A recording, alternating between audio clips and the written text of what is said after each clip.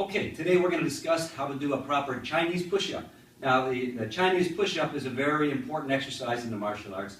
It does more than one thing. Obviously, when you're doing push-ups, you're going to be working strength and stability of the stabilizing muscles. So you're also going to be working a little flexibility in this exercise.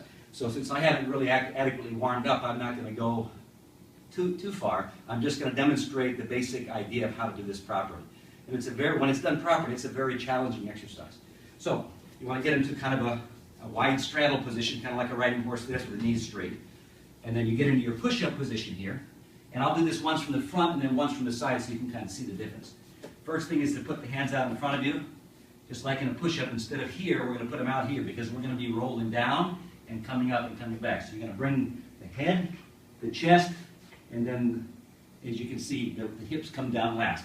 This comes up, and then you come back through that exercise. Now typically we do these in sets of 10, and each time you go lower, these legs go a little wider. So you'd come down, you'd stretch, and come back up through the exercise. Now done from the side, you can kind of see, it's also sometimes called a cobra stretch, where you come down like a cobra coming up.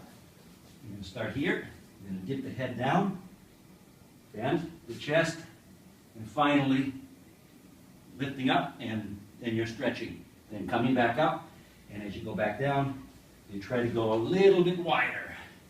And coming back up. And then also you can rock back on your heels to get a little bit of an extra stretch in between reps. So you come down, up.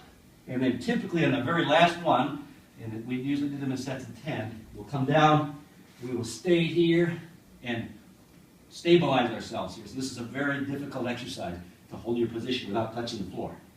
And then get a good stretch in, and then come back up, and then typically we would go from there to a seated V position for our stretching.